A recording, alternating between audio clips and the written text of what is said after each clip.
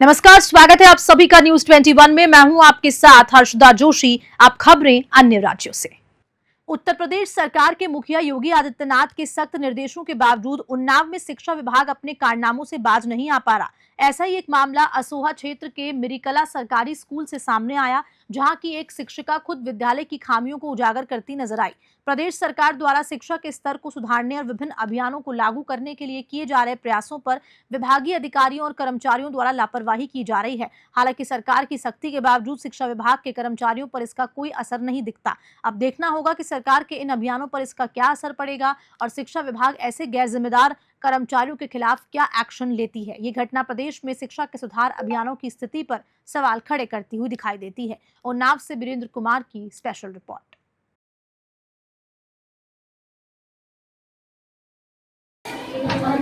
देखिए, ये तो बात सही है भैया कि ये पढ़ाते बिल्कुल नहीं है जी।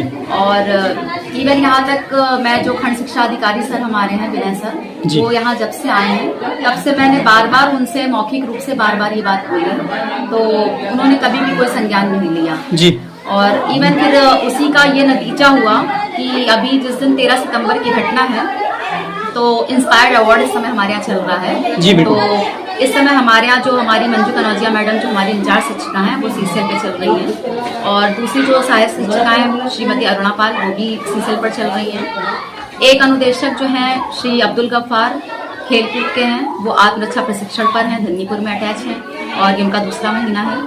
और बच्चे हम और एक अनुदेशक हमारे जो अजय यादव हैं और दूसरी हमारी शराफत बानो मैडम हैं।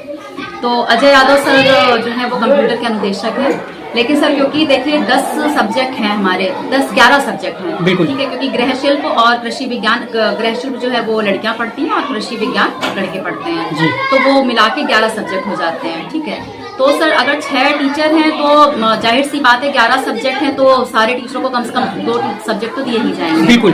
तो उसी हिसाब से इनको जैसे कि कंप्यूटर की ना तो परीक्षा होती है और ना ही तो उसकी कोई किताब है, तो इनको भी मतलब जो है सामाजिक विषय और कृषि विज्ञान दिया गया है, लेकिन ये पढ़ाते बिल्कुल भी नहीं है। तो मैंने इनको कई बार कहा भी, लेकिन क्योंकि वही होता है मैं इंचार्ज हूँ नहीं तो मेरी कोई बात सुनता नहीं है, सब अपने अपने हिसाब से काम करते हैं। तो मैंने ये चीजें कई बार विनय सर को बताई भी, और मंजू मैडम भी अधिकतर छुट्टी पे रहती हैं क्योंकि वो स्काउट गाइड वगैरह में भी थी।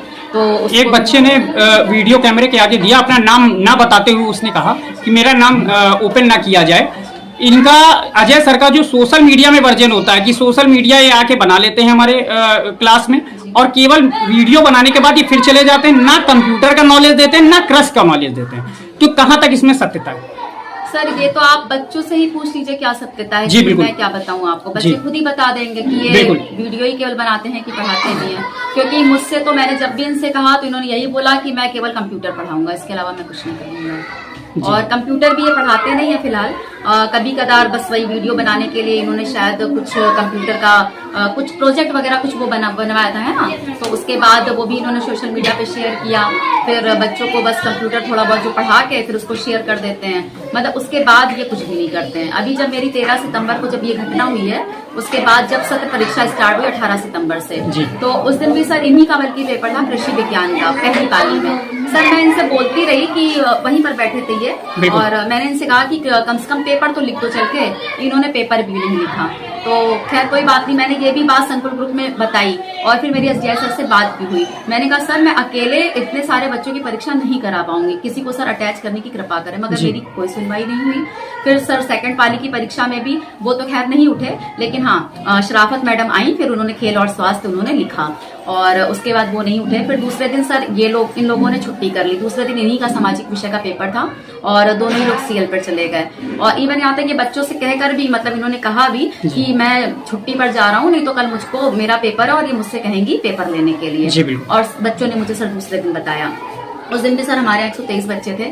मैंने ये बात संकुल ग्रुप में फिर लिखी कि सर आज मैं बिल्कुल ही अकेले हूँ, आज कोई भी नहीं है और इतने सारे बच्चों की सत्र परीक्षा कराना मेरे लिए पॉसिबल नहीं है और किसी को अटैच कर दीजिए, मगर कोई नहीं आया यहाँ पर सर। उस दिन भी मैंने अकेले ही सारी परीक्षा। मैम शासन प्रशासन से क्या एक टीचर होने के नाते क्या बच्चों के भविष्य को देखते हुए निवेदन करेंगे? सर मैं शासन प्रशासन से यही निवेदन करूंगी कि ये जो छोटे छोटे बच्चे आते हैं ना जी बिल्कुल सर, ये बहुत गरीब घरों से आते हैं बिल्कुल।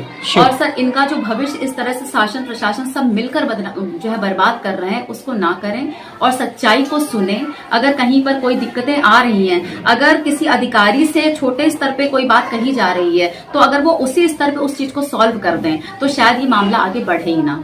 लेकिन यहाँ प्रॉब्लम यही होती है कि आप अपने से जो बड़े अधिकारी से, क्योंकि हमारा एक प्रॉपर चैनल चलता है कि भाई पहले मैं SDI से कहूंगी, फिर उसके बाद BSS जो प्रोसीजर है ना, जो प्रोसीजर है, लेकिन